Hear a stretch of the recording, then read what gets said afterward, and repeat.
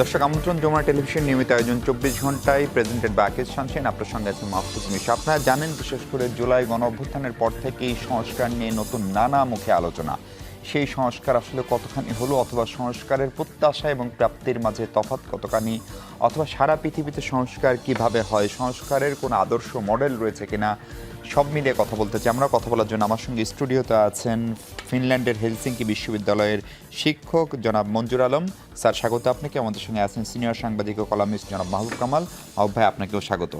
মাহবুব ভাই, আপনাকে দিয়ে আলোচনাটা শুরু করতে চাই যে বাংলাদেশের মতো দেশে সংস্কারের যে ধারণা এবং এই কথাবার্তাটা যখনই হয়, তখনই এটা একটা রাজনৈতিকভাবে একটা অস্বাভাবিক সময় হয়। আপনার নিশ্চয়ই 111-এর কথা মনে আছে, এবং এখন আবার সংস্কারের কথা হচ্ছে।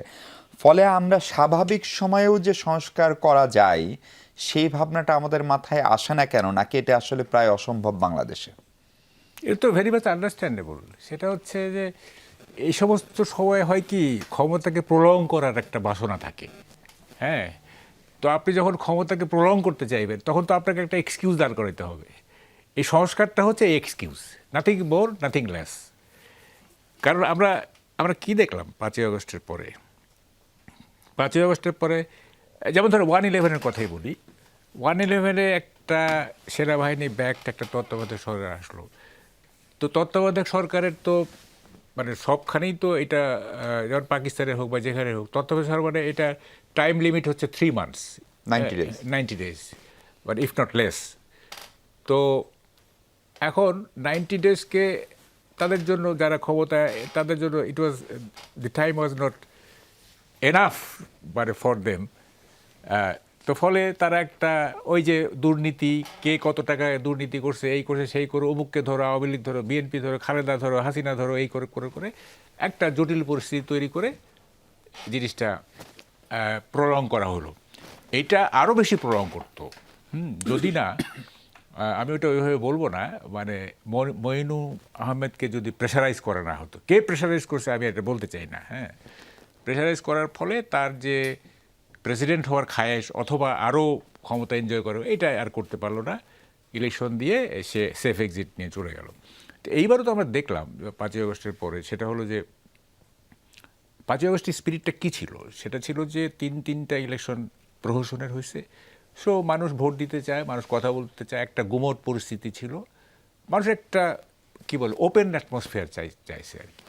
কিন্তু আবার দেখলাম as soon as the caretaker government took over, তারা কতগুলো ক্যানভাস নিয়ে আসলো আর কি, বড় বড় ক্যানভাস। হ্যাঁ, এবং এবারে দেখেন 86 রিফর্ম রিকমেন্ডেশন হয়েছে, ভাবেন একবার আর কি, ঐক্যমত্য কমিশনে 86।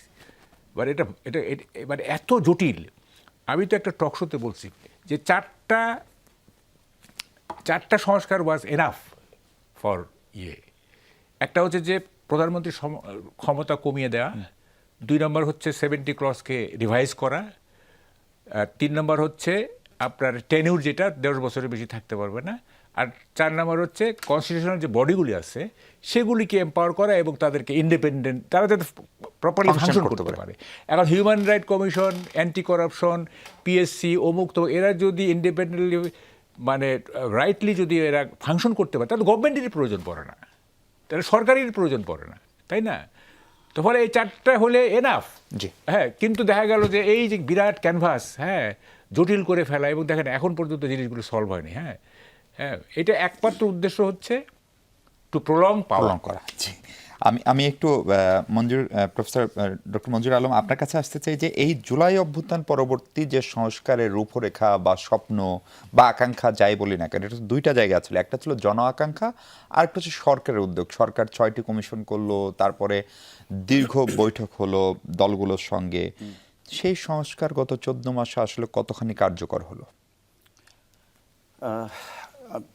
আমি একটু অন্যভাবে জিনিসটা ব্যাখ্যা করতে চাই। সেটা হচ্ছে যে সংস্কার সর্বকালে সর্বদেশে এটা হচ্ছে একটা চলমান প্রক্রিয়া। এটা এই যে একটু আগে বললেন যে বিশেষ বিশেষ সময়ে, এটা আসলে এটা ঠিক না। কারণ এটা চলমান। আপনি আপনি একটা প্রোগ্রাম করছেন, এখানে যে স্টুডিও ফ্যাসিলিটিটা আছে, এটা কিভাবে ইমপ্রুভ হবে, এটা তো চলবেই। এটা চলতেই থাকে। এখন আমরা সংস্কারটাকে একটা রিচুয়াল পর্যায়ে নিয়ে গিয়েছি যে ওই সময়ে ওটা হইতে হবে, না হলে করা যাবে না বা এটাকে আমরা গণ্য করব না। এটা গেলো এক। আরেকটা জিনিস যেটা আমার বিবেচনায়, যে আমি তো অনেক দেশে কাজ করার একটু সুযোগ হয়েছে বা এখনও কাজ করছি, সেটা হচ্ছে যে আপনার ফাউন্ডেশন ইজ ভেরি ইম্পর্ট্যান্ট। এখন যে কোনো জায়গায় আমরা তো অনেকগুলো কমিশন করেছি, এখন আসল কথা যে ওখানে দুর্নীতি হচ্ছে, আমরা সবাই জানি যে ওখানে দুর্নীতি হচ্ছে, ওখানে রিক্রুটমেন্ট প্রসেসটা ঠিক না, যে আমরা মেরিট বেস রিক্রুটমেন্ট করার কথা, যে ওখানে তাদের যে সকল মন্ত্রণালয়ের যে সকল কাজ করার কথা সেখানে ঠিক মতো হচ্ছে না। এটার জন্য তো আপনার নতুন সংস্কারের দরকার নেই। ওখানে তো ফাউন্ডেশন, ওখানে তো কোথাও লেখা নাই যে না তুমি দুর্নীতি করো, ওখানে তো কোথাও লেখা নাই যে তুমি অন্যায় করলে তোমার কোনো শাস্তি হবে না, যে আমাদের অ্যাকাউন্টেবিলিটি থাকবে না, ট্রান্সপারেন্সি থাকবে না, এটা তো লেখা নাই, কিন্তু হচ্ছে তো।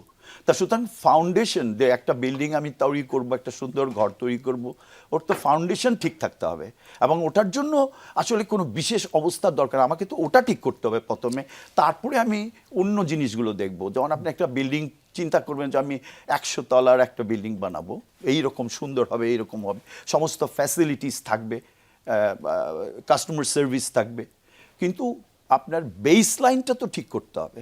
আমরা এখন বেসের কথা কেউ চিন্তা করছি না, আমরা সব 80 তলায় কী হবে, 100 তলায় কী হবে, ওটা নিয়ে ভাবছি। আমার মনে হয় this is the fundamental flaws, হচ্ছে যে আমাকে বেসিক জিনিসটা ঠিক করতে হবে। আমার মনে হয় এই জায়গায় আমরা একটু ঘাপলা করছি, বা আমাদের যে বেসিক জিনিস বলতে আপনি কি বোঝাচ্ছেন, একটা যদি উদাহরণ দিয়ে বলেন, ধরেন আমাদের চলমান সংস্কার কার্যক্রমের আঙ্গিকে। না, ধরেন আমি যদি শিক্ষাক্ষেত্রের কথা বলি ফর এক্সাম্পল, তা এখন আমরা তো বিভিন্ন দেশের শিক্ষা ব্যবস্থাটা দেখেছি, তারা কি করছে, তারা দেখতেছে বেসিক এডুকেশনটা, ইউনিভার্সাল এডুকেশনটাকে কিভাবে, কারিকুলাম ডেভেলপমেন্ট, যে সকল শিক্ষক নিয়োগ পদ্ধতিটা কিভাবে হচ্ছে, তারপরে আপনার ধরেন ওদের স্যালারি সিস্টেম কিভাবে হচ্ছে, যাতে তারা মোটিভেশনাল ফ্যাক্টর কি কি কাজ করছে, যাতে একজন শিক্ষক শিক্ষাদান করার উপযুক্ত পরিবেশ পান, শিক্ষকদের নিয়োগ ব্যবস্থাটা কিভাবে, দিস আর দ্য বেস। এখন আমরা কি করছি, আমরা এক একটা স্কুলে এক এক রকম পড়াচ্ছি, there is no universal education system. আবার আমাদের করার কথা ছিল সাম্যক, শিক্ষাক্ষেত্রে সাম্যতা বজায় রাখা যায়, সব ছাত্র সে যেই হোক, তার ব্যাকগ্রাউন্ড যাই হোক, তার অন্য পারিবারিক অবস্থা যাই হোক, তাকে সম সুযোগ থাকতে হবে। It is very natural. আমরা ওটাতে যোগ দিলে তাহলে প্রতিটা ছাত্র 10 বছর পর আমরা একটা নেশন পাবো, যেখানে প্রতিটা ছাত্র একটা সম্পদ হয়ে গড়ে উঠবে। জি, এখন আমরা ওই জায়গায় তো কেউ বুঝছি না।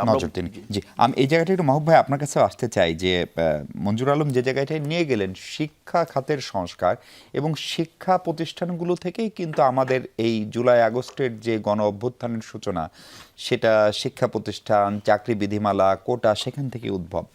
কিন্তু তারপরে আসলে আমরা আমাদের শিক্ষা খাতে কতটুকু সংস্কার করতে পারলাম, আমাদের বিশ্ববিদ্যালয় থেকে শুরু করে একদম pre primary school, primary school, আদৌ কত কঠিন কাজ হলো? দেখেন, আমি ওনার গেস্ট হয়েছিলাম ফিনল্যান্ডে, তো you must be knowing that ফিনল্যান্ডের শিক্ষা ব্যবস্থা পৃথিবীর বেস্ট, হ্যাঁ, সেকেন্ড টু নান। তো আমি কিছু কিছু জিনিস বোঝার চেষ্টা করলাম আর কি। দেখেন, কেন বেস্ট হবে না, এই শিক্ষা ব্যবস্থাটা 3টা প্যারামিটারের উপরে মানে দাঁড়িয়ে আছে। মানে প্রাইমারি লেভেলের কথা বলছি, পরে আমি হায়ার এডুকেশন আসতেছি। সেটা হচ্ছে কিউরিওসিটি, নাম্বার 1, নাম্বার 2 হচ্ছে ক্রিয়েটিভিটি, নাম্বার 3 হচ্ছে অ্যামিউজমেন্ট, প্রাইমারি লেভেলে। এখন শিশুদের আমি বলতেছি, এখন এই অ্যামিউজমেন্টটা এরকম যে এই অ্যামিউজমেন্টটা তার মধ্যে hunger for knowledge or hunger for information, thirst for information তৈরি করে। যেহেতু সে আনন্দের মধ্যে আছে, আনন্দের মধ্যে যেহেতু পড়াশোনা করছে, he develops or she develops a thirst or hunger for knowledge or information. So এটা অটোমেটিক বেড়ে যায়। আমরা করি কি, আমরা করতেছি যে মানে তাকে এমনভাবে গাইড করতেছি সে যেন আইনস্টাইন হয়ে যায়, হ্যাঁ, ওই বয়সে যেন সে আইনস্টাইন হয়ে পড়ে, এবং এটা কৃত্রিমভাবে আইনস্টাইন তৈরি করতেছি। তো ফলে ওরা 7 বছর থেকে 9 বছর, এটা ফর্মেটিভ এজ, এইখানে তারা এইটা তারা অ্যাপ্লাই করে। এবং আপনার প্রাইমারি লেভেলে শুধুমাত্র 2টা জিনিস শেখানো হয়, একটা হচ্ছে লিটারেসি, সেকেন্ড হচ্ছে নিউমারেসি।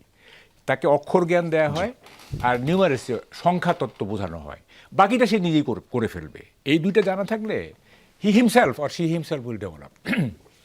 এখন দেখেন মানে আনন্দের যে ব্যাপারটা না, এইটা আমাদের এখানে নাই, আমাদের এখানে নাই। এবং আমি একটা স্কুল করছি, আমার সবাই মিলে, আমি তো ফাউন্ডার প্রিন্সিপাল ছিলাম। আমি আমার অ্যাডমিনিস্ট্রেশনকে একেবারে লুজ অ্যাডমিনিস্ট্রেশন করছিলাম, যে এখানে কোনো টাইট কিছু থাকবে, সব লুজ, সবাই মানে কিন্ডার মানে শিশু, গার্ডেন মানে বাগান, এটা বাগানের মতো, হ্যাঁ, এটা তারা খেলবে টেলবে। ধরেন যে কাদামাটি নিয়ে খেলতেছে, গোসল করতেছে বৃষ্টিতে, যদি কোনো টিচার বলে যে এই স্যার এটা কি হচ্ছে, বলছে খেলুক, শাওয়ারের গোসলের চাইতে এটা বেশি আনন্দদায়ক। এই যারা এই যে কাদামাটি ছোড়াছড়ি করে গোসল করতে, এটা বেশি আনন্দদায়ক শাওয়ারের গোসলের চাইতে, এটা খেলতে দাও তাদেরকে। তো ফলে এই এই এই জিনিসটা আমাদের মধ্যে নাই, আনন্দের মাধ্যমে শিক্ষা দেওয়া। এখন আমি একটু সময় নিব, ইউনেস্কোর একটা স্টাডি আছে বাংলাদেশ নিয়ে প্রাইমারি এডুকেশনে। স্টাডিটা এরকম, ইউনেস্কো আপনার এশিয়া, আফ্রিকা এবং ল্যাটিন আমেরিকার 14টা দেশের উপরে একটা জরিপ করছিল, ইনক্লুডিং বাংলাদেশ। এবং তারা দেখলো আপনার merit level of Bangladeshi students is much higher than those of the rest of the countries. Bangladeshi স্টুডেন্টের অ্যাপটিটিউড, আইকিউ সব ভালো।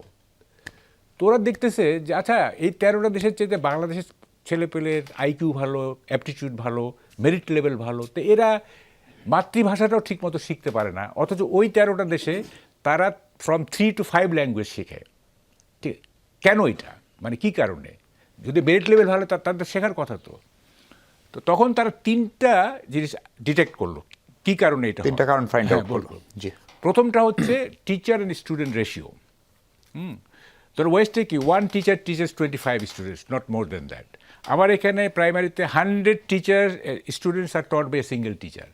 So there is always a chaos in the room, there is no rapport, no communication, উইকারদেরকে uplift করার কোনো সুযোগ থাকে না, একটা গোলেমালে হরিবোল আর কি। হ্যাঁ, এটা একটা ডিসকমিউনিকেটেড, একটা রেপোর্টলেস একটা রিলেশন ডেভেলপ করে। সো এইভাবে হবে না, এইটা টিচার স্টুডেন্ট রেশিওটাকে চেঞ্জ করতে হবে। 2 নম্বর, তারা দেখলো এখানকার এক্সামিনেশন সিস্টেমটা নির্মম, এটা ক্রুয়েল। হ্যাঁ, যে এবং এই যে এক্সামিনেশন সিস্টেমটা এত ডিফেক্টিভ যে এইটা দিয়ে কিছু হবে না। যেমন আপনি লার্নিং মেথডটা তো এক্সামিনেশন সিস্টেমটাকে ফলো করে, এক্সামিনেশন সিস্টেম যা হবে লার্নিং মেথড তার ওটা ফলো করবে না, জি। সেই মতো হবে। তো যেহেতু এক্সামিনেশন সিস্টেম ডিফেক্টিভ, সো মানে অবভিয়াসলি লার্নিং মেথডটা ডিফেক্টিভ হতে বাধ্য এটা। এখানে কি হচ্ছে, ইটিং অ্যান্ড ভমিটিং। এরা মানে আপনার কিছু জিনিস মুখস্থ করাচ্ছে এবং সেইটা উগলে দিচ্ছে, পরীক্ষার কথা উগলে দিচ্ছে। মানে শিশুদের বা ছাত্রছাত্রীদের অ্যানালিটিক্যাল মাইন্ড তৈরি করার কোনো এখানে কোনো আপনার নাই, সিস্টেম নাই। সব পরীক্ষা, এই দেখেন না আপনি, জিপিএ 5 পাইছে, এটা পাইছে, ওইটা পাইছে। হ্যাঁ, তার মধ্যে অ্যানালিটিক্যাল পাওয়ার বা তার একটা মানে পরিস্থিতিকে ব্যাখ্যা করার বা এক ধরনের ইমাজিনেটিভ মাইন্ড তৈরি করা, ক্রিয়েটিভ মাইন্ড তৈরি করা, দেখেন মুখস্থ বিদ্যা তো কোনো ব্যাপার না আর কি। একটা বাচ্চাকে আপনি 180টা দেশের রাজধানীর নাম মুখস্থ করতে পারবেন, does it mean that he is an educated boy? এটা তো খুব একটা ইজি ব্যাপার। এটা তো একটা দীর্ঘমেয়াদী সংকট মাহবুব ভাই, এই সংস্কারকে এই সরকারের পক্ষে করা সম্ভব না, আমি তো বললাম যে এইটা তো দেখেন, এই যে গত রেজিম তো 15 বছর ছিল, তাই না? দুইটা এডুকেশন মিনিস্টার চেঞ্জ হয়েছে, নুরুল ইসলাম নাহিদ এবং কই এগুলি নিয়ে তো কোনো অ্যাড্রেস করে। তারা কতগুলি কি সৃজনশীল পদ্ধতি, যেটার জন্য কোনো মানে প্রয়োজনীয় শিক্ষক নাই, কোনো নাই, শিক্ষকরাই জানে না হোয়াট ইজ সৃজনশীল পদ্ধতি, তাই না? তো এইভাবে গোলেমালে হরিবোল হয়েছে। এইগুলি তো অনেক আগে থেকেই চিন্তা করার দরকার ছিল। এখন আমরা চিন্তা করি, আপনি যদি মানে it is never too late to start anything, তাই না? তো এখন আপনি যে if you don't step in, তাহলে আপনি তো কোথাও পৌঁছতে পারবেন। আপনাকে স্টেপ ইন করতে হবে, তাই না? আপনি স্টেপ নেন, তারপর শুরুটা হোক। হ্যাঁ, ডেস্টিনেশন তো পরে আসবে। আমি একটু মঞ্জুর আলম আপনার কাছে যেটা জানতে চাই, যে ধরেন আমাদের এই শিক্ষা, প্রশাসন, পুলিশ, যেখানেই সংস্কারের কথা বলি, এর পেছনে একটা বড় অনিয়ম আছে, করাপশন আছে। আমরা দেখি যে বিশেষ করে ট্রান্সপারেন্সি ইন্টারন্যাশনাল বিভিন্ন যে রিপোর্ট, তাতে ধরেন সবচেয়ে কম দুর্নীতিগ্রস্ত দেশগুলো হচ্ছে নর্ডিক দেশগুলো বা ফিনল্যান্ড, এরকম দেশগুলো। ফলে তারা এই দুর্নীতিটাকে মিনিমাম পর্যায়ে, অথবা দুর্নীতিকে আমরা এখানে অনেক জিরো টলারেন্সের কথা বলি, আমাদের নীতি নির্ধারকরা বলেন আমরা করতে পারলাম না কেন, অথবা তারা কি মেকানিজম ফলো করে দুর্নীতিটাকে জিরো করলো? আপনার প্রশ্নের উত্তর দেওয়ার আগে আমি ভাইয়ের একটু সাপ্লিমেন্টারি ইনফরমেশন দিচ্ছি এডুকেশন সিস্টেমের, বিশেষ করে নর্ডিক বেল্টেরটা। সেটা হচ্ছে যে ওখানের যে শিক্ষা ব্যবস্থার মূল কাঠামোটা হচ্ছে, মূল আদর্শ যে সাম্যতা ও সার্বজনীন যে শিক্ষা ব্যবস্থা। সাম্যতা বলতে যে একটু আগে আমরা কথা বলেছি, ইকুয়ালিটি হবে এবং সমস্ত শিশুদের একই রকম শিক্ষা ব্যবস্থা। এটার অর্থই না যে কোন, জি আমি একটু বলি রুম ভাই, আমি একটা আমার ছাত্রীকে ইন্ডিয়াতে ভর্তি করতে চেয়েছিলাম, মানে কি বলে যে আন্ডার গ্র্যাজুয়েটে। তো আমি ইন্ডিয়ান হাই কমিশনে গেলাম, তাই বললাম যে আচ্ছা তাকে কোন ইউনিভার্সিটিতে দেওয়া যায়। তো সে প্রথমে বুঝলো না যে হোয়াট ডু ইউ মিন। তাই বললাম যে মানে আপনার সন্তান যদি হইতো তাহলে আপনি কোন ইউনিভার্সিটি চুজ করতেন। তো I don't mind weather it is Jadavpur or it is Bangalore or it is Delhi, I don't mind, it's uniform education system. হ্যাঁ, এটা কি প্রশ্ন করতেছো তুমি? হ্যাঁ, এবং ওদের যে কনভেন্ট যে স্কুলিং যেটা আর কি, সেটা তো আপনি যেখানেই যাবেন সেম কারিকুলাম, সে একই রকম। জি। তা আরেকটা দ্বিতীয়টা হলো শিক্ষকের প্রতি আস্থা, ভেরি ইম্পর্টেন্ট। মানে যে বললাম প্রথমটা, যে শিক্ষকের উপরে আস্থা। এখন আর যেটা একেবারে যে শিক্ষকের উপরে আস্থা, কেন আপনি আমাদের ক্ষেত্রে যেটা আমার বাচ্চাদের ওখানে আমি প্র্যাকটিক্যাল ইনফরমেশন দিয়ে বলছি, তাহলে বুঝতে একটু সুবিধা হবে। যে ছাত্ররা ওদের বাবা মাকে কোনো একটা বিষয়ে যত না ট্রাস্ট করে, ওরা মনে করে যে শিক্ষক দে ক্যান ট্রাস্ট মোর, যে ফেইথ, যে টিচার আমাকে কোনো কিছু ভুল বলবে না, এবং এটা সার্বজনীন। তাই এই যে শিক্ষকের উপরে আস্থাটা ওখানে প্রচণ্ড, এটা হচ্ছে গোল। তাহলে শিক্ষকের উপর আস্থা মানে শিক্ষককে ওই জায়গায় যেতে হবে, নিয়ে যাওয়া। আচ্ছা, আর শেষটা হচ্ছে যারা ছাত্রছাত্রী তাদের সুস্থতা। তো এখন যখন সুস্থতা বলতেছি, তার কম্প্রিহেন্সিভ ওয়েলবিং এর দিকে ওরা নজর দেয়। Fitness, physical, mental, everything. ওখানে যদি একটা বাচ্চা স্কুলে গেল, আমার বাচ্চা স্কুলে মন খারাপ করে আছে, দে নোটিস ইট, সাথে সাথে ওকে জিজ্ঞেস করবে কেন তোমার মন খারাপ। প্রয়োজন হলে ওখানে সোশ্যাল সার্ভিসের লোক থাকবে, যাতে তাকে জিজ্ঞেস করবে কি হলো, কি হয়েছে, এবং যদি কোনো রকম খুঁত পায় সাথে সাথে বাবা মাকে চিঠি পাঠাবে। তখন বাবা they sit down together and try to solve, find out the solution. জি, আপনি যদি একটু করাপশন নিয়ে বলেন। আচ্ছা, করাপশন। এখন আমি প্রথমে একটা তথ্য দিই, যালে আমার মনে হয় এটা খুবই ইন্টারেস্টিং তথ্য হবে, যে এই যে প্রথম সারির দেশগুলো যারা লিস্ট কারাপ্টেড কান্ট্রি, আমাদের মনে অ্যাকসেপ্ট, এই যে আপনি গত 4-5 বছরে যদি দেখেন, মোস্টলি প্রথম 6 জনের মধ্যে 4-5টা দেশই হচ্ছে নর্ডিক বা স্ক্যান্ডিনেভিয়ান বেল্টের, একটা হচ্ছে নিউজিল্যান্ড যেটা অন্যদিকে হয়, সিঙ্গাপুর মাঝে মধ্যে আসে, বাদ বাকি সবাই ওই একই অঞ্চল, ফিনল্যান্ড। আপনি অবাক হবেন যে ওখানে কিন্তু দে ডোন্ট হ্যাভ, তাদের কিন্তু অ্যান্টি করাপশন কমিশন নাই, এই যে দুদকের মতো কোনো প্রতিষ্ঠানই নাই। এখন মজার ব্যাপার হলো ওখানে দুদকের মতো কোনো প্রতিষ্ঠানও নাই, কিন্তু তারপরে they became that kind of. এটার অর্থ এই না যে ওখানে করাপশন হয় না, করাপশন হয়, কিন্তু যেটা সবচেয়ে বড় ইম্পর্টেন্ট, যে কেউ, এটা একটা প্রেসিডেন্টের ছেলে হোক, একটা সাধারণ শ্রমিকের ছেলে হোক, যদি ধরা পড়ে, nobody means nobody can save him or her. মানে সুশাসনটা নিশ্চিত করা। একদম, মানে আপনার অ্যাকাউন্টেবিলিটিটা 100%। যার দরুন আপনাকে একটা অন্যায় করতে গেলে আপনাকে, কারণ নোবডি ক্যান সেভ, এখানে আপনি কোনো শেল্টার পাবেনই না, এবং যদি কেউ শেল্টার দিতে যায় দেন হি উইল বি কট। আচ্ছা, এটার সাথে আরেকটা জিনিস সম্পর্কিত, যে এখানে যেমন ধরেন কেউ কারাপশন করছে, সে দুদকে আপনাকে ইনভেস্টিগেট করেন, দুদকে জানায়, ওখানে ইট ইজ অটোমেটিক্যালি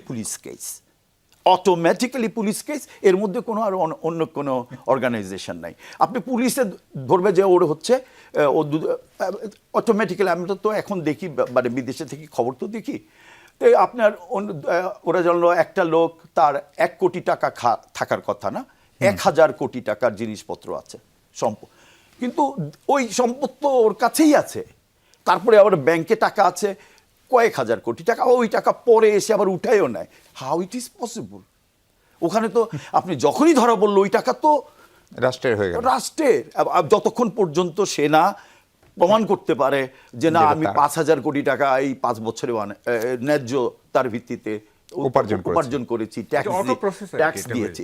তা সুতরাং আর ওখানে আর দুদকের দরকার নেই, অটোমেটিক্যালি পুলিশ। এখন এটার সাথে সম্পর্কিত আরেকটা জিনিস যেটা খুবই ইম্পর্টেন্ট, আপনার ফিনল্যান্ড এবং ফিনল্যান্ডের কথাই বলি এখন, আপনার ওখানে তো ডিফারেন্ট ইনস্টিটিউশনস আছে, রাজনীতিবিদ আছেন, ব্যুরোক্রেটসরা আছেন, আমলারা পুলিশ আমলারা আছেন, পুলিশ আছেন। ওই দেশের মানুষ 98% ওরা পুলিশকে বিশ্বাস করে। The trust to the police is so high. রাজনীতিবিদ বোধহয় 60, ওই ব্যুরোক্রেটস বোধহয় আরো কম। তারা মানে এখন বিশ্বাসের মাত্রায় মানুষের, জনগণের, পুলিশের ওরা ট্রাস্ট করে যে দে আর ফেয়ার। তা এখন এই দুটাকে যদি আপনি একসাথে করেন তাহলে বুঝবেন সমাধান পাওয়া যায়। জি, তাহলে আমাদের দেশের যে পুলিশ অথবা আমাদের দেশের যে সিভিল ব্রোকার যারা, এমনকি আমাদের রাজনৈতিক যে সংকটগুলোতে মাহবুব ভাই আমরা পড়ি, তার পেছনে এই দুইটা উইং এর ভূমিকা সবচেয়ে বেশি বলে আলোচনা করে। একটা সিভিল প্রশাসন আর একটা পুলিশ প্রশাসন, কখনো কখনো মিলিটারিও আসে। ফলে আমাদের সেই জায়গাগুলোতে কি করা উচিত এবং সংস্কারের কি আসলে একটা ইউনিফাইড কোনো কোড আছে? ধরেন গণতান্ত্রিক দেশে একরকম, আবার ধরেন চীনের মতো দেশ বা ধরেন রাজাশাসিত যে সমস্ত দেশ রয়েছে সেই দেশগুলোতে কেমন, সেটা নিয়ে আলোচনা করবো দর্শক। আমরা তার আগে ছোট্ট একটা বিরতি নিই। দর্শক, আরেকবার আমন্ত্রণ। 24 ঘন্টায় সংস্কার নিয়ে কথা বলছি আমরা। সিনিয়র সাংবাদিক মাহবুব কামাল আছেন আমার সঙ্গে। মাহবুব ভাই, প্রশ্ন হচ্ছে, আমরা ফিনল্যান্ডের পুলিশের গল্প শুনছিলাম, সিভিল প্রশাসনের কথা শুনছিলাম, একটু স্বপ্নের মতো। আমাদের দেশেও এই যে ধরেন এই জুলাইয়ের যে গণঅভ্যুত্থান কিংবা আগের রাজনৈতিক সরকারের সময় বা অরাজনৈতিক সরকারের সময় সরকারের কাঠামোর ভিতর থেকে যত ধরনের অনিয়ম, তার পেছনে একটা বড় দায় সবাই পুলিশের উপরে চাপায়, সিভিল প্রশাসনের উপরে চাপায়। এই গত 14 মাসে পুলিশকে আমরা কতখানি জনবান্ধব করার জন্য কি পলিসি নেওয়া হলো, জনপ্রশাসনের ক্ষেত্রে বা আমরা কি করতে পারলাম? আচ্ছা, এই যে বিদেশের পুলিশ বলুন, আমি একটু বলি, তারপরে আসতেছি। সেটা হলো যে আমি যখন দেশের বাইরে যাই, বিশেষ করে ইউরোপ আমেরিকায়, তখন ওই বাচ্চাদের একটা কমন প্রশ্ন করি যে তুমি বড় হলে কি হবা। আমি দেখছি ফার্স্ট চয়েস হচ্ছে সবারই, প্রায় অলমোস্ট সবারই, I will be a police officer. Second choice বলে I will lawyer. Third choice ধরে জার্নালিস্ট, ডক্টর কিংবা টিভি প্রেজেন্টার, এরকম আর কি। কিন্তু ফার্স্ট চয়েস কিন্তু ম্যাক্সিমাম হচ্ছে পুলিশ অফিসার। এই যে মানে পুলিশের যে মর্যাদা, হ্যাঁ, এইটা মানে অকল্পনীয় আর কি ওয়েস্টে। এবং পুলিশ যে ক্রাইমের সাথে পুলিশের যে একটা নিবিড় সম্পর্ক, এইটা আমি নিউ ইয়র্কে গিয়ে জানতে পারছি। সেটা হলো মেয়র জুলিয়ানি। আমি যখন যাই তখন ওই নিউ ইয়র্কের মেয়র ছিল Giuliani, he is Italian born American. তো তাকে জিজ্ঞেস করা হলো, আচ্ছা নিউ ইয়র্ক তো একটা ক্রাইম জোন ছিল অলমোস্ট, তা আপনি এটা ক্রাইম ফ্রি করলেন কেমনে? তার জিজ্ঞেস করছে, সে কিন্তু একদম ক্রাইম ফ্রি করে দিয়েছে অলমোস্ট। তো বললো যে আমি কিছুই করে নেই। তো বললো কিছুই করেন তো এমনি হয়ে গেল? বলে না, I just suspended 500 police officers. তো কীরকম, কী ব্যাপার? বললো যে ক্রাইম মানে হচ্ছে আইদার পুলিশ নিজে করে অথবা ক্রাইম সিন্ডিকেটরা পুলিশের সহযোগিতায় করে, আইদার ওয়ে। তার মানে এনি ক্রাইম, এটার সাথে পুলিশের একটা যোগ থাকবেই। হয় পুলিশ নিজে করে অথবা অপরাধে ছাড় দেয় অথবা অথবা they are ganged up. Criminal এবং পুলিশ হচ্ছে ganged up. So I detected this type of police এবং আমি তাদেরকে সাসপেন্ড করে দিছি, বাস নিউ ইয়র্ক ক্রাইম ফ্রি হয়ে গেছে। ঠিক আছে? আমাদের এখানে কী হয়, আমাদের এখানে তো মানে পুলিশ বলেন বা জনপ্রশাসন বলেন, দুইটাতেই পলিটিক্যাল নিউট্রালিটি মেনটেন করা হয় না। দুইটাই কিন্তু পলিটিসাইজড। ঠিক আছে? ধরেন যে পুলিশকে ডিকটেট করে পলিটিশিয়ানরা, পুলিশকে ডিকটেট করে সমাজের প্রভাবশালীরা, ইভেন ব্যুরোক্র্যাটরাও ডিকটেট করে। হ্যাঁ, এবং এইটা গভর্নমেন্টের পারপাস সার্ভ করে পুলিশ ইত্যাদি। এবং গত রেজিমে তো পলিটিসাইজেশন তো ভয়াবহ রকম পলিটিসাইজেশন হয়েছে, তাই না? ইভেন আর্মিও পলিটিসাইজেশন, মানে টু সাম এক্সটেন্ট, ব্যুরোক্রেসি সবটা মিলে। তো আপনি যদি ব্যুরোক্রেসি এবং জনপ্রশাসন এই দুইটার ক্ষেত্রে যদি আপনি পলিটিক্যাল নিউট্রালিটি মেনটেন করতে না পারেন, হ্যাঁ, পলিটিক্স ফ্রি রাখতে না পারেন এই দুইটা, তাহলে তো আপনি পুলিশ সেইভাবে ফাংশন করতে পারবে না। হ্যাঁ, দে উইল মানে serve the purpose of the government self. তাদের তো মানে প্রো পিপুল কিছু করা তো তার সম্ভব হবে না, তারা তো প্রো গভর্নমেন্ট হয়ে যাবে, তাই না? তো ফলে এইখানে আমার সবচেয়ে বড় যেটা দরকার সেটা হচ্ছে এই প্রশাসন এবং পুলিশকে পলিটিক্স ফ্রি করা, একেবারে পলিটিক্স ফ্রি। হ্যাঁ, এটা পলিটিক্যাল নিউট্রালিটি যেটা বলে সেইটা মেনটেন করতে হবে। এইটা হচ্ছে প্রাইমারি টাস্ক। আর সেকেন্ড যেটা, সেটা তো আমরা সবাই জানি যে পুলিশের ধরেন যে বেতন কাঠামো, যে স্ট্রাকচার, এইটা হচ্ছে প্রাইমারি টাস্ক। আর সেকেন্ড যেটা, সেটা তো আমরা সবাই জানি যে পুলিশের ধরেন যে যে যে বেতন কাঠামো, যে স্ট্রাকচার, এইটা দিয়ে তাদের আপনার ঠিকমতো জীবনযাপন করা যায় না। তো পুলিশের বেতনের স্ট্রাকচার ঠিক করতে হবে। দেখেন থানাগুলিতে কি হয় আপনি নিশ্চয়ই জানেন, থানাগুলিতে এই যে থানার যে মেনটেন্যান্স, হ্যাঁ, গেস্ট এন্টারটেনমেন্ট থেকে শুরু করে ইত্যাদি, এটা কিন্তু অলিখিত আইন আছে যে এইটার জন্য তারা চাঁদা তুলতে পারে, বুঝছেন, চাঁদা তুলতে পারে। এবং ধরেন যে একটা থানা 10,000 টাকা লাগে এইসব মেনটেন্যান্স করতে, যেহেতু এটা এক ধরনের অলিখিত আইন আছে, সে 1 লাখ টাকা করে, তাই না? দরকার তার 10,000, সে 1 লাখ টাকা করলো এরকম চাঁদাবাজি করে বা মানুষকে ব্ল্যাকমেল করে ইত্যাদি করে। তো ফলে পুলিশকে এই যে থানার মেনটেনেন্স প্লাস হচ্ছে পুলিশের বেতন, এই দুইটার যে ইকোনমি এইটাকে চেঞ্জ করতে হবে, ঠিক করলে হয়তো কাজ হবে। এবং প্রশাসনের ক্ষেত্রে একই কথা। জি, মঞ্জুর আলম, আপনার কাছে একটু জানতে চাই যে ধরেন এই পুলিশ, জনপ্রশাসন অথবা যে কোনো ধরনের সংস্কারের কথাই যদি বলি, ধরেন ফিনল্যান্ড বা গণতান্ত্রিক দেশগুলোতে কি ধরনের মডেল, চীন আবার কিভাবে করে, চীন বা মিয়ানমারের মতো দেশগুলোতে সেই সব দেশের সংস্কার কিভাবে, আবার আমরা যদি সৌদি আরব, কাতারের মতো দেশগুলো ভাবি, সেই সব দেশে কিভাবে, নাকি এগুলোর কোনো ইউনিফাইড কোড বা রুল আছে? এটার আসলে আমি একটু বাংলাদেশের ক্ষেত্রেই প্রথমে যাইলি, তাহলে বোঝা যাবে আর কি যে কেন সমস্যাটা কেন হচ্ছে। আমি কসোভোতে প্রায় 2 বছর ওয়ার্ল্ড ব্যাংকের হয়ে কাজ করেছি। যখন আমি কসোভোতে কাজ করি তখন তার সেখানে 3টা কন্টিনজেন্ট বাংলাদেশ পুলিশের, মানে রোটেশনে 6 মাসে ওরা রোটেশন বেসিসে, সো আই ওয়াজ দেয়ার। তো আমার সাথে এটা একটা আমার মানে ধরেন একটা বিশাল একটা অভিজ্ঞতা, যেহেতু আমি অন্য বাংলাদেশি ওখানে কাজ করতো, তখন বোধহয় আমি একমাত্র যারা আউটসাইড কাজ করতো, সুতরাং আমার সাথে খুব একটা নিবিড় সম্পর্ক হয়েছিল ওখানে ওদের সাথে। তখন তাদের অনেক কথা ওরা খুবই ফ্রিলি আমাকে বলেছে, যেটা এখানে হয়তো বলবে না। তার প্রথমে আমরা একটা কথা বলি যে সব দোষ নন্দ ঘোষ হচ্ছে, যে সব দোষ পুলিশের দোষ। আসলে কিন্তু তা না। আপনি বিদেশে দেখেন, বিদেশে যে সকল পুলিশ কন্টিনজেন্ট কাজ করেছে, they have done very good work, very well praised, এবং আপনি ওদের রিপোর্ট দেখবেন পুলিশে খুব ভালো কাজ করেছে বিদেশে। এখন ওই একই পুলিশ বাংলাদেশে তাদের চিত্র কেন এমন? তা ওদের কথাই পুলিশের কথাই, বাংলাদেশ পুলিশের কথা, এবং আপনি হিসাব করলে দেখবেন ঠিক ওদের এই অন্যায়টা শুরু হয় রিক্রুটমেন্ট থেকে, গোড়ায় গেল একদম রিক্রুটমেন্ট থেকে।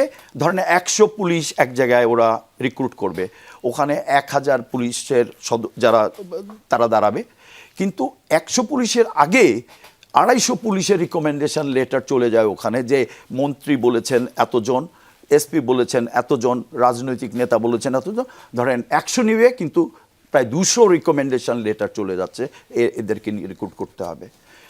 তখন যে পুলিশ রিক্রুট করবে তার একটা কথার কথা 6 ফিট 2 ইঞ্চি হবে, ও হার্ডলি 5 ফিট 7 ইঞ্চি, কথার কথা। তো ওই হচ্ছে দুর্বল, কিন্তু যেহেতু রিকমেন্ডেশন সে যাচ্ছে। সো দ্য রিয়েল পিপল যারা সত্যিকার পুলিশ হওয়ার যোগ্য তারা স্থান পাচ্ছে না। এরপরে আপনার ট্রেনিংয়ে যাচ্ছে সারদাতে, যেহেতু সে একজন রিকমেন্ডেশন পেয়ে এসছে, so he is not attending any kind of ট্রেনিংয়ের ব্যাপারে আগ্রহ কম। পরীক্ষা দিতে হয়, যখন পরীক্ষা দিতে হয় সাব ইন্সপেক্টর যারা বিভিন্ন জায়গায় ওদেরকে, এটা হয় আপনার ট্রেনার হচ্ছে যারা বিভিন্ন জায়গায় শাস্তিমূলক পোস্টিং, না একেবারে তাই, তারা হচ্ছে ট্রেনার। তা ট্রেনার চিন্তা করে আমি যদি ফিল্ডে থাকতাম প্রতি মাসে এত 1000 টাকা পাইতাম, এখন এখানে আছি কোন জায়গায় বললাম কোনো টাকা পয়সা, তখন সে যখন তারা পরীক্ষায় পাস দেয়, এই যারা শিক্ষানবিশ পুলিশ তাদের থেকে টাকা নেয়। মানে আমরা অনেক শুনি যে কাকের মাংস কাক খায় না, কিন্তু এখানে তাই হয়। তারপরে ধরেন গুলি করার প্র্যাকটিস করে, গুলি করতে পারে না, তখন যদি না পারে তাহলে ওই ইন্সপেক্টর যিনি ট্রেনার তাকে পয়সা দেয়। তা ধরেন সব পাস করলো, ওই রকম গুলি করতে পারে না, পাস হলো পয়সা দিয়ে। তারপর এখন ট্রেনিং যখন পোস্টিংয়ের সময় হবে তখন আবার পয়সা না, তখন আবার অলরেডি আপনার যোগাযোগ শুরু হয়ে যায়, টেলিফোন লাইন সব ব্যস্ত। ওই যে তার আছে বলে স্যার আমাকে ওই জায়গায় দেন, তাহলে সে চিন্তা করে যে তারে দিলে আমার সুবিধা, আমার পরিচিত একজন আসবে, তারও মনে করে যে আমার ওনার জায়গায় পোস্টিংয়ের সময় তখন আরেক বাণিজ্য হয়। তা এখন যে পুরো প্রসেসটাতে দেখেন আপনি দুর্নীতি, তা এখন আপনি পুলিশ নিলেন, ট্রেনিং দিলেন, পোস্টিং দিলেন, সব হচ্ছে বেসড অন কারাপশন। তখন আপনি ওর থেকে কীভাবে ভালো অ্যাকশন যাবেন। একই কথা তো সিভিল প্রশাসনের একই ক্ষেত্রে। একই আপনি এখন যে কথা হচ্ছে যে কোন পোস্টের জন্য টাকা নেওয়া হচ্ছে, আমি স্ক্যানি, এটা কি বিশ্বাসযোগ্য কথা? কিন্তু হচ্ছে তো কিছু। জি, তাহলে চীন বা সৌদি আরব বা ফিনল্যান্ড তারা কিভাবে করে এই কাজ? না, এখানে তো ওই যে আপনার complete neutrality, 100% neutrality and professionalism. Of course ওটাতে আপনার কোনো কিছু করার দরকার। যেমন ধরেন আমি একটু পিছনের কথাতে যাই, যেটা এডুকেশন সেক্টরে যে teaching professions, it is very respectable. প্রত্যেকটা টিচারকে মাস্টার্স ডিগ্রি এবং তাকে এডুকেশনের উপর পড়ালেখা করতে হয়। সেই অনুযায়ী প্রতি 10 থেকে 12 জন ক্যান্ডিডেট থাকে, ওরা একজন টিচার নেয়। হাউ ভিগোরাস আপনি রিক্রুটমেন্ট সিস্টেম। তাহলে ও তো ভালো করবে, তারপরে ওই যে শিক্ষকের উপরে আস্থা, ওটা আবার ওখানে আছে। তাহলে তাকে রেগুলার পড়ালেখা করতে, তখন তাকে ফ্রিডম থাকে যে ওই শিক্ষা ক্লাসে সে আরও ভালোভাবে কীভাবে দিতে পারবে। So the teacher has the complete freedom. মানে আপনার একটার সাথে অন্যটা সম্পৃক্ত তো। আর চায়নার কথা, আমি চায়নাতে কাজ করেছি, সংক্ষেপে বলতে হবে, 30 সেকেন্ডে। ওখানে আপনার একটু চায়নার যেহেতু আসলেন, আমি একটু ইন্টারাপ্ট করি। সেটা হচ্ছে চায়নাতে তো ওয়ান পার্টি রুল, তাই না? তো ওয়ান পার্টি রুলে এইটার কি কোনো ইম্প্যাক্ট আছে প্রশাসন বা পুলিশে বা এই ধরনের? মানে কমিউনিস্ট পার্টি। হ্যাঁ, শুনেন, চাইনিজ অ্যাডমিনিস্ট্রেটিভ সিস্টেমটা তো ওরা বলে সেন্ট্রাল গভর্নমেন্ট, তারপরে প্রভিন্সিয়াল গভর্নমেন্ট, তারপরে টাউনশিপ লেভেল, কাউন্টি লেভেল, ওদের সাধারণত 4টা, কোন সময় 5টা, যা ভিলেজ লেভেল। সবচেয়ে তো মজার ব্যাপার হলো প্রত্যেকটা লেভেলে আবার পার্টি অফিস আছে। পার্টি লেভেলে একই অ্যাডমিনিস্ট্রেটিভ লেভেল যেমন Party level party level someway they have the superior, মানে অ্যাডমিনিস্ট্রেটিভ লেভেলের উপরে আবার পার্টি লেভেল, চায়নার কথা বলছি। So they have certain checks on balance. Non partisan যারা, হ্যাঁ, নন পার্টিজান যারা, ইট ডাজন্ট ম্যাটার।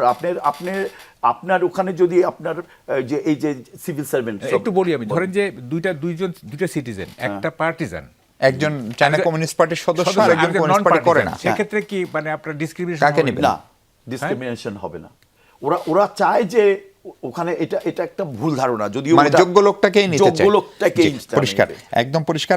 আমরা একটা বড় জায়গা হচ্ছে যে রাজনৈতিক সংস্কার নিয়ে, মানে যারা সংস্কার করবেন, অর্থাৎ আমাদের রাজনৈতিক দলগুলো যারা চূড়ান্ত বিচারে আসলে রাষ্ট্র পরিচালনা করার কথা, রাজনৈতিক দলগুলোর সংস্কার কিভাবে হয়, এবং কোনো কারণে যদি আমাদের দেশে বা সারা পৃথিবীতে যে কোনো দেশে যেসব দেশে সংস্কার ব্যর্থ হয়েছে, সেই সব দেশের পরিণতি কি হয় এবং সেখান থেকে উত্তরণের উপায়, সেটি নিয়ে কথা বলবো দর্শক। তার আগে আবার একটা বিরতি নিয়ে একটু পরে ফিরছি। দর্শক, আরেকবার আমন্ত্রণ 24 ঘন্টা। আমরা কথা বলছি সংস্কার নিয়ে। মাহবুব কামাল, রাজনৈতিক দলের সংস্কার নিয়ে আসলে সারা পৃথিবীর নিয়ম কি, বা আমাদের রাজনৈতিক দলগুলো তাদের নিজেদের সংস্কার কতটুকু করলো? কারণ তারাই তো আসলে রাষ্ট্র পরিচালনা করে এবং করবে। আচ্ছা শুনেন, রাজনৈতিক দলের সংস্কার বলতেছেন, রাজনৈতিক দলের এই যে ফান্ডিং, মানে তাদের যে অ্যাকাউন্ট যেটা আর কি, এটা কি কোনো অডিট আছে? এটার কি কোনো অ্যাকাউন্টেবিলিটি আছে? কোনো অ্যাকাউন্ট? তারা তো প্রতি বছর নির্বাচন কমিশনে জমা দেন। এগুলো সব ফেক।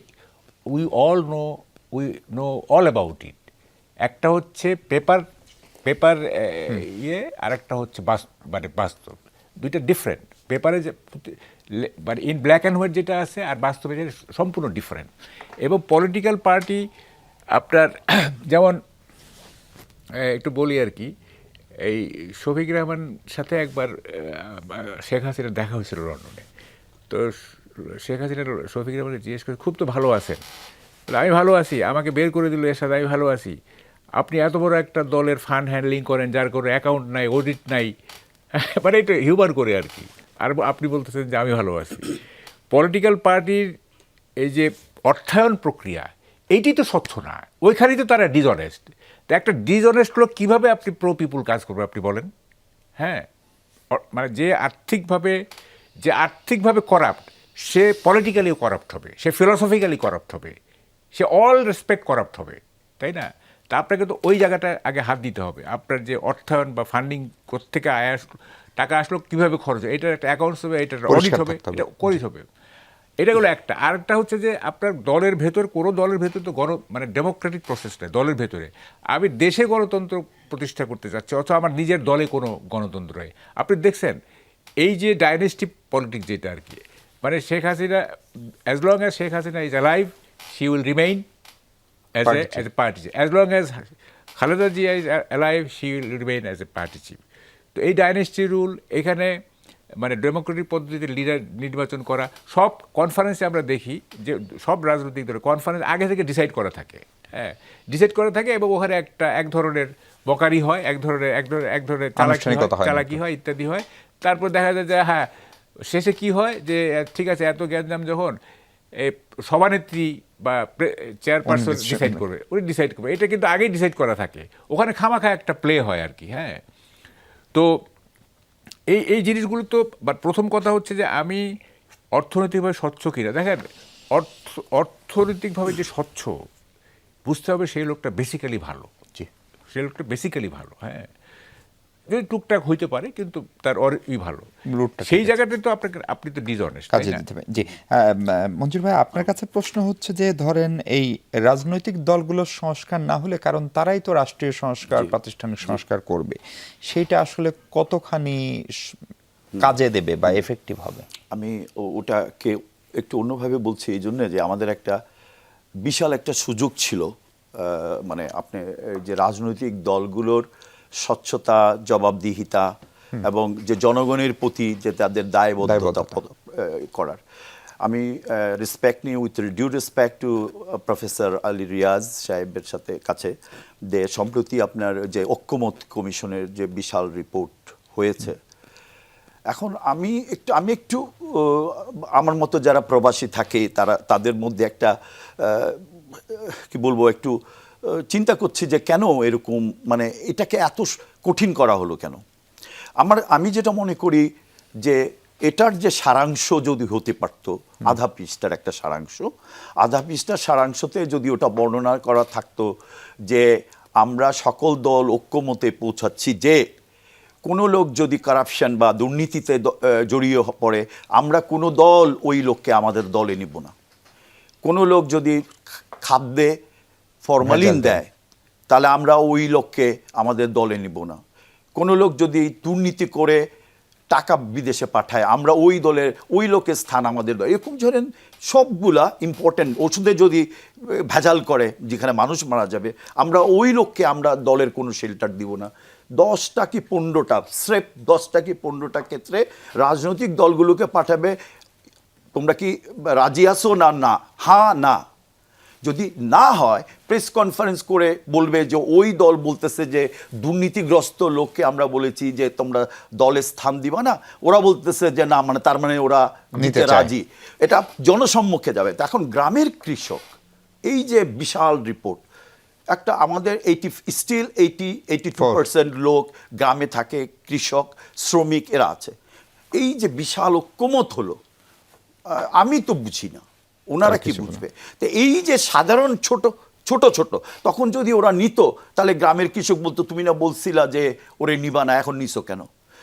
এইটাই প্রেশারটাই ক্রিয়েট করতো তাদেরকে সংস্কার করতে। মাল ভাই, ছোট্ট করে যদি একটু বলেন যে বাংলাদেশের মতো দেশে সংস্কার বা যেগুলো নিয়ে আমরা কথা বললাম, ধরেন শিক্ষা, প্রশাসন, পুলিশ, এগুলো রাজনীতি, এই সংস্কারগুলো টেকসই করতে আসলে কি করণীয়, বা এখন আর কোনো রাস্তা খোলা আছে কিনা?